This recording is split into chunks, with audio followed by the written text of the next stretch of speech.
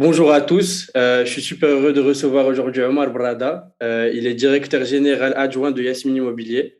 Omar a fait ses études à l'UM Lyon, où il a pu être président de la junior entreprise et il est également parti en échange à Séoul, à la Korea University. Il a fait plusieurs stages en France avant de rejoindre l'entreprise familiale au Maroc. Et aujourd'hui, il est là pour partager son expérience et nous donner des conseils sur son aventure professionnelle et entrepreneuriale au Maroc. Bonjour Omar, Bonjour, merci beaucoup d'avoir pensé à moi. je t'en prie. Alors, on va rentrer dans le vif du sujet. Déjà, j'aimerais savoir, toi, comment tu as fait pour gérer justement tes études et comment tu as fait pour, euh, pour t'intégrer dans l'entreprise familiale après tes études en France. C'est une bonne question. J'avais pas vraiment envisagé de rentrer dans l'entreprise familiale. D'ailleurs, je pense que j'aurais peut-être dû envisager et anticiper davantage. Donc, c'est un premier conseil que je peux donner, c'est essayer d'avoir du recul par rapport à ce qu'on souhaite faire. Et même si on ne souhaite pas faire quelque chose en particulier, essayer d'enrichir cette expérience pour pouvoir nourrir son projet professionnel. Parce que souvent, on ne sait pas ce que l'on a envie de faire, quel secteur dans lequel on a envie de travailler. Mais parfois, on se dit, tiens, tel domaine m'intéresse. Je ne sais pas si je vais passer toute ma carrière dedans, mais je ne sais pas, l'agroalimentaire peut m'intéresser, ou bien l'art, ou bien les médias. Et il ne faut pas s'empêcher, parce qu'on souhaite avoir une cohérence dans son CV, de toucher à plusieurs choses. C'est mon premier conseil. Moi, pour répondre à la question, j'avais pas forcément envie de rentrer dans l'entreprise familiale. C'est un concours de circonstances qui ont fait qu'à un moment donné, l'entreprise familiale de Yasmine Immobilier avait un projet important à lancer et qu'on m'a proposé de rejoindre l'équipe pour lancer ce projet-là. Ok. Et du coup, comme j'étais à Casablanca, j'ai décidé de donner une chance à ce projet-là, et ça a bien fonctionné. Ok, super intéressant, merci beaucoup. Et sinon, j'aimerais aussi savoir, pour toi, si tu peux nous donner deux ou trois points principaux des spécificités culturelles que tu trouves dans le monde des affaires au Maroc.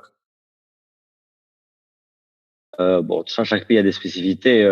C'est difficile de résumer comme ça. Ce qui est très important, certainement au Maroc, c'est l'importance des relations humaines, peut-être davantage qu'ailleurs, dans le sens où l'émotion est importante et le rapport à l'autre est important. Se sentir valorisé, se sentir apprécié, se sentir accompagné.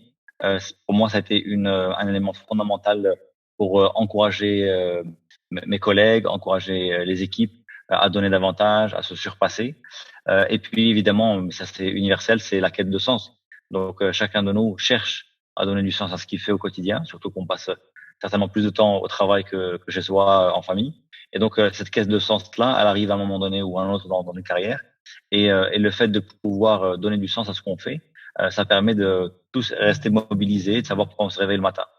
Euh, Pas de spécificité particulière. Évidemment, il y a des spécificités qui sont dues à un contexte, à une histoire, à un environnement administratif ou légal. Mais fondamentalement, c'est l'aspect relationnel et l'importance qu'on donne ici aux relations et l'importance qu'on donne à la valorisation de l'autre, qui fait qu'on arrive à débloquer des situations, trouver des solutions communes. Ok, très très clair. Et du coup, j'aimerais bien rebondir sur ce que tu viens de dire et j'aimerais savoir comment tu fais toi pour gérer tes équipes au quotidien. Je gère pas mes équipes dans le sens où voilà, c'est une approche très très, je sais pas si c'est franco-française, mais on ne gère pas des équipes. On est un ensemble d'individus, on est tous là avec pour certains un objectif très clair en tête, d'autres avec moins d'objectifs. Plus on s'éloigne de la direction, plus c'est difficile de pouvoir donner du sens. Et fondamentalement, ce qu'un manager doit faire, c'est donner du sens au travail collectif et donner une énergie. Voilà, pour moi, c'est deux choses. Donner de l'énergie par l'enthousiasme, par le sourire, par la volonté, par le partage. Ça, c'est fondamental. Et ensuite, de dresser une direction qui soit une direction qui soit séduisante pour tout le monde, qui donne du sens. Et à partir de là, on arrive à mobiliser. Ok, très très bien, très clair, merci beaucoup. Euh, Mobiliser soi-même et mobiliser les autres. ouais, ok. Et sinon, toi, qu'est-ce que tu fais? Là, on va plus rentrer dans l'introspection. Toi, comment tu fais pour garder de la pour être motivé? Et justement, quand tu te lèves le matin, à quoi tu penses pour être motivé à aller au travail? Alors, je vais dire deux choses qui moi m'aident beaucoup. La première chose, c'est que dans la mesure du possible, bon, j'ai lu un livre que tout le monde connaît qui s'appelle Miracle Morning, qui parle la meilleure manière d'entamer sa journée, qui Yes. consiste à se réveiller plus tôt que tout le monde. Et puis fondamentalement, pour moi, ça m'a beaucoup aidé de lire ce livre-là. Je l'applique pas à la lettre parce que je le fais à ma manière, mais disons que j'essaie de me réveiller au moins 2, 3 fois par semaine avant que, dans mon cas particulier, que les enfants se réveillent, que ma femme se réveille et que le reste du monde se réveille. Et que je puisse avoir un temps pour moi dans lequel je puisse un peu faire de sport, un peu lire, réfléchir et anticiper. Et pourquoi c'est important? C'est parce que ça nous permet d'avoir une maîtrise de son temps et de ne pas se laisser happer par le temps. Quand on se réveille un peu tard le matin et qu'on doit douche, ça y est, c'est fini, quoi. T'as plus rien à lui donner parce que tu as déjà subi pendant 2 heures un planning important. Alors quand tu as 1 heure pour toi, tu ne subis pas la journée, tu la planifies, tu penses aux enjeux que tu as, aux challenges, etc. Donc ça, c'est le premier élément, c'est de pouvoir maîtriser son temps par un temps pour soi. Et ça, pour moi, c'est très important. Et deuxième chose, bon après, c'est aussi une question de nature. Quand je dis plein de choses, et de m'amuser sur des projets. Évidemment, parfois, tu n'as pas la motivation d'aller au boulot. Tu sais que tu vas gérer tel ou tel sujet qui n'est pas très agréable et qui n'est pas forcément créateur de valeur pour la boîte, ni pour toi. Et par conséquent, tu n'as pas forcément envie d'y aller, quoi. Mais si tu sais que tu es motivé parce que tu as des projets, je prends des exemples très simples. Aujourd'hui, nous sommes en train d'essayer de monter 3 ou 4 projets à dimension culturelle ou dimension artistique avec des partenaires qui créent de l'innovation, la nouveauté pour les et ça mobilise. Parce que de construire, de réaliser des projets, de pouvoir travailler avec des artistes, penser à de nouvelles choses, impacter son environnement. Donc fondamentalement c'est ça, c'est de pouvoir un maîtriser son temps, ne pas le subir, deux avoir l'opportunité de d'expérimenter, d'essayer de nouvelles choses au sein de son travail. Ok, génial. C'est hyper cool. Et tu as d'autres livres à nous conseiller sinon? Euh, ouais, bien sûr. Il y a un livre de Robin Sharma qui s'appelle The Leader with No Title, qui parle du leadership vu d'une dimension beaucoup plus humble, pas le leader hyper extraverti qui donne l'impression de tout savoir, mais celui qui est humble et qui est un petit peu le modèle moral pour le manager ou pour le dirigeant. Et, euh, et un autre livre qui me semble vachement intéressant, qui s'appelle La force des discrets. Je pense que toi, Habib, ou même Kemal et moi-même faisons partie d'une catégorie de personnes qui sont les introvertis.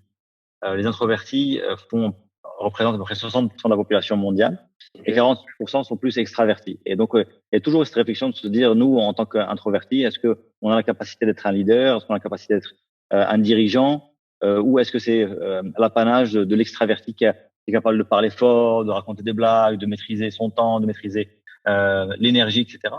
Et ce bouquin est vachement intéressant parce qu'il montre que fondamentalement, ça n'a rien à voir, c'est deux sujets différents et que les introvertis ont beaucoup à apporter par leur capacité d'introspection, par le temps, comment ils traitent l'information, comment ils peuvent contribuer de manière positive à leur environnement. Et c'est un bouquin qui m'a beaucoup rassuré et qui m'a beaucoup détendu par rapport au fait que je sois introverti. Avant, j'étais moyennement à l'aise, je me dis ouais, je devrais être plus. Mais en fait, je pense on est suffisant comme on est, enough, comme diraient les Anglais. Et donc, il faut aussi valoriser ses qualités.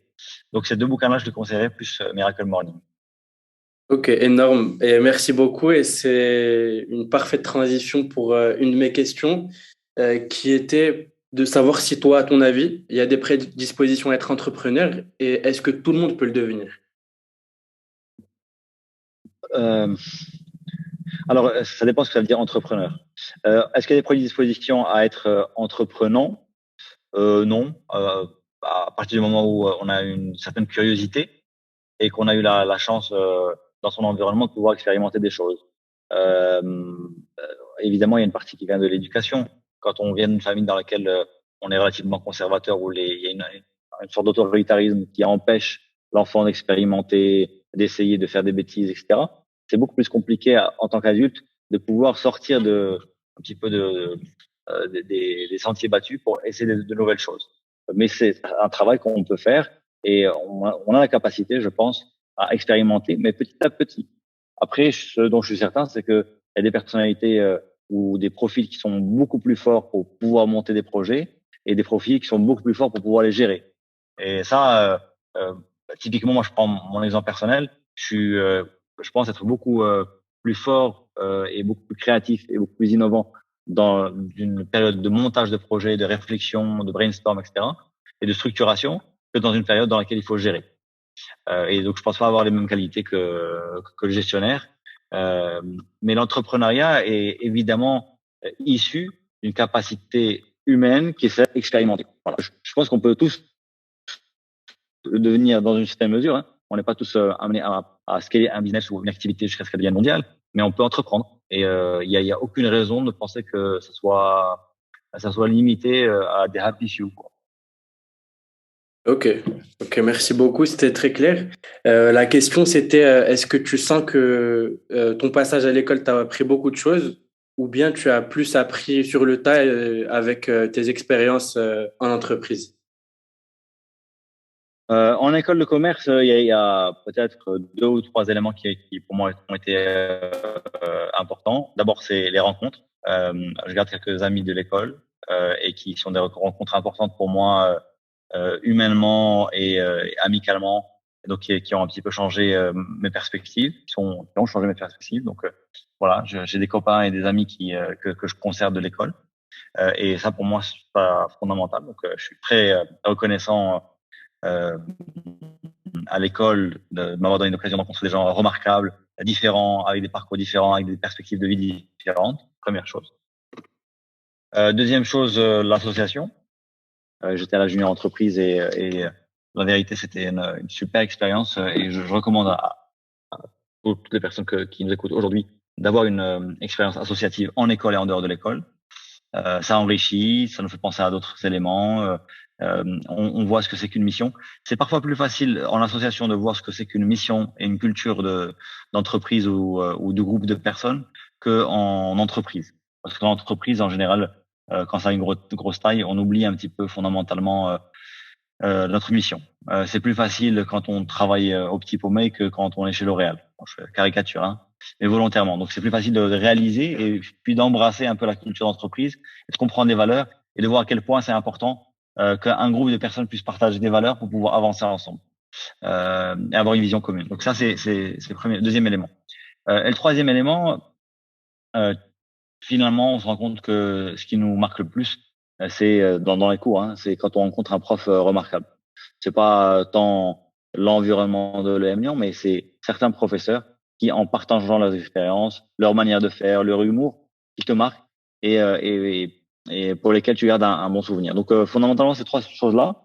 Après, sur l'aspect pratique, sur l'aspect apprentissage, l'essentiel se fait en stage.